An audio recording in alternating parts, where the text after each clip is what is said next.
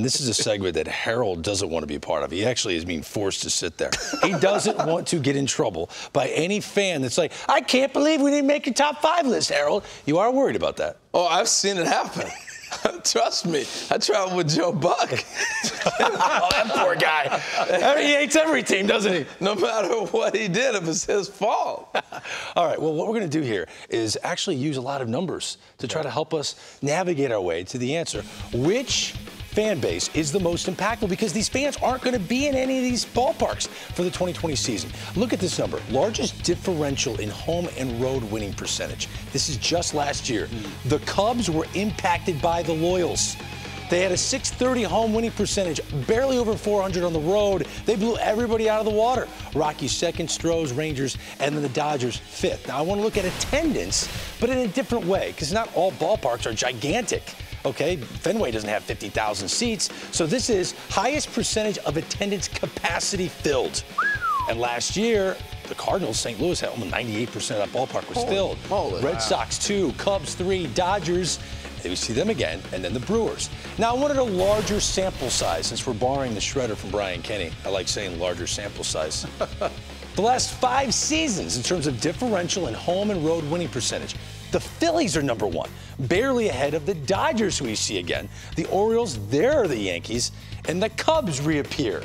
They play better in front of the home fans. So what's the attendance of capacity filled the last 5 seasons? St. Louis, number 1 on this list. Then Boston, San Francisco, Cubs, and Dodgers.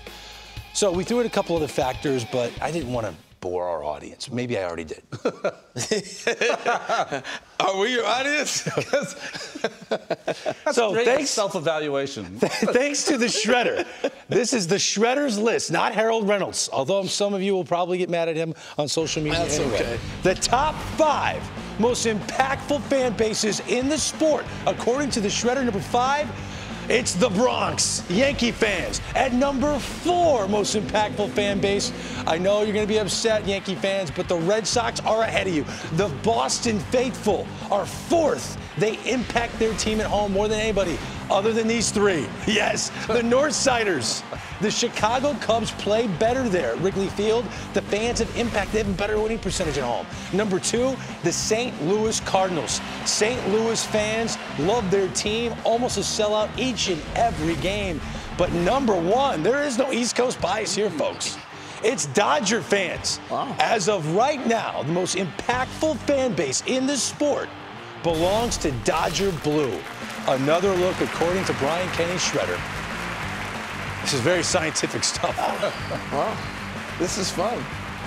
What do you think of that list? I don't know. I'd have to look at it. The way I look at it is from intimidation. From a player's perspective. The attendance thing was really cool. That was compelling. You know, those guys are selling out. That's amazing.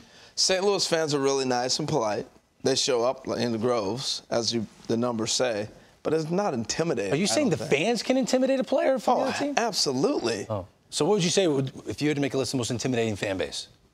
I would have to go to the Bronx, to New York. Yankee fans? Yeah. Okay. I think the old Yankee Stadium right on top of you in particular. Yeah. I think Fenway plays that way.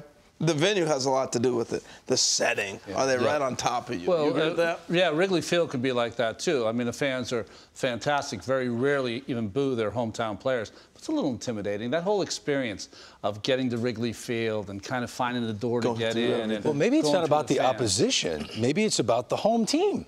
Maybe the home team really plays at a higher level in front of the fans. I can see that. Instead of focusing on the team that is the visiting team. I don't think either one of you guys intimidated to play at Dodger Stadium? Not intimidated, but it was, you knew it was a special experience. Now, think about it. You did percentage of fans in the stands because of a different kind of ballpark. Some are smaller than others. But Dodger Stadium is full all the time. There's 50,000 people. It's a cathedral, too. When you walk in from upstairs, you look down on that stadium. It's incredible. One of the greatest views ever. One of those things that just sinks in.